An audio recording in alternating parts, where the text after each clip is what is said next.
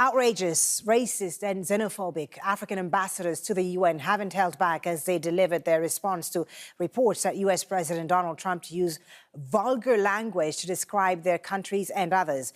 The outburst is said to have happened as Trump discussed immigration with senators. He denies using foul language.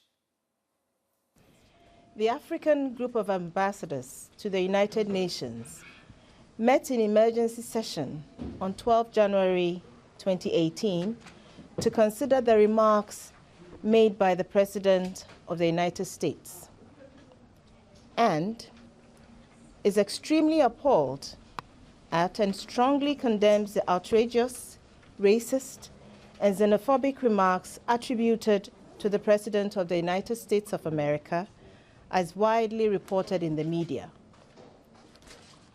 Demands a retraction and an apology.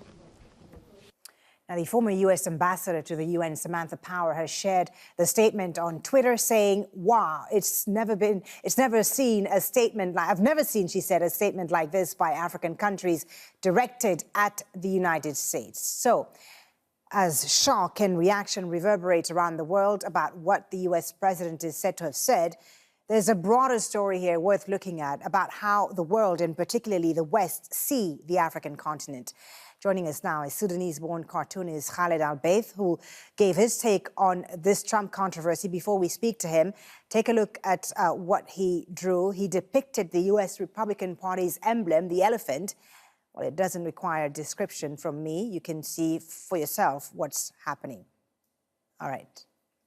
Khalid is here with us on the news grid. We'll show that again for our viewers who weren't able to see it. But tell us what inspired you. Why did you decide to depict the Republican emblem in this manner?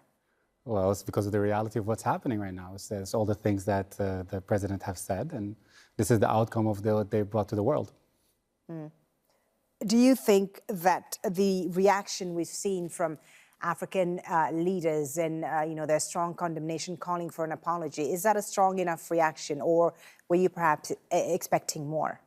Well, there's really nothing they can do because, it's diplomatic and this is what they can do. Mm-hmm. But the question is, what can the American people do about their president, who is going around insulting most of the world? This is how he got to power, by insulting people. Mm. I mean, part of his campaign was insulting Mexicans and calling them drug dealers and rapists and so on. So this is what's expected of the president. But the problem is, what is the other side of the states going to do? Right. Now, the African Union, I want to come back to what they said, says the Trump administration misunderstands Africans. But Khalid, what Donald Trump allegedly said is not different from what Hollywood or Western media have shown about Africa, is it? Yes. No, it's absolutely not. I mean, if you watch any film, from cartoons, Disney cartoons, to, millions of dollars spent in Hollywood blockbuster films, it says the same thing. Mm-hmm. So it's really the cartooning of Africa. This is how it looks like, just scratching the surface, of how things look like or how Africa is supposed to be. In a lot of places you go and they think Africa is a country. And this is partly our fault as well. I mean, we really can't blame the West on everything. We have to reflect who we are, what do we do, how, that we're 55 countries, 900 million people. We have to talk about that. The African media should be as strong as that as well. So whose responsibility is it? Is it African news outlets, the African media, that need to depict Africa in a better way? Or should Western media outlets do a better job, perhaps, of researching and doing things differently than I guess it's both. It's definitely both. But, I mean, if you're trying to talk about an issue, you should research and make sure that you preview this issue in the right way. Mm-hmm. Now, I want to read to you a comment here by one of our viewers, B-Flex on Twitter, who says, I'm proudly African and I believe in Pan-Africanism, but sometimes the word used by President Trump is true. Why do African leaders go and borrow money from foreign countries, he says, and steal the funds back to their foreign accounts? So he's saying basically that African leaders have a responsibility in the way Africa is depicted and Africa is represented by these Western leaders. It is, definitely. But we really have to think who brought these African leaders to power, who supported these African leaders to begin with, and what made Africa into the state that it is today. It's colonialism, and it's also the support of the American administrations and the Western administration as well. So it's not as easy as it looks, but it's a complex issue, but really, really simple. You know, for viewers who are watching us around the world, you know, we asked people to tell us, you know, what people often get wrong about Africa around the world. Give us your take on that. What do you think people get wrong about the African continent? What do you, as an African, would want people to know about the continent that is not something negative?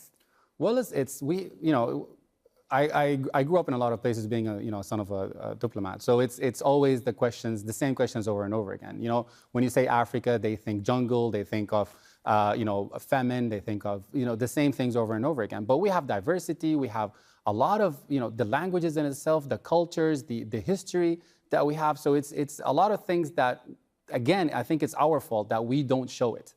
We don't show it. We don't have the power to show Africa as we should show it. Okay, so where do we start then? How do we change things? I think we should start definitely with, the social media. Social media has made things a lot easier now, and there's a lot of connectivity. And we, as African artists and as Africans, we should, do a lot of self-searching as well, because for so long we were told that we were less, that sometimes we really have less confidence in showing who we really are, and showing our heritage, our food, our costumes, our diversity. It's a complex issue, but we come from a very complex background as well, So I think in time, and now we have started in a lot of things. I mean, if you look at Nigeria with the film industry, if you look at what's going on, I mean, I come from Sudan, and in Sudan there's a huge movement right now to talk about the historic.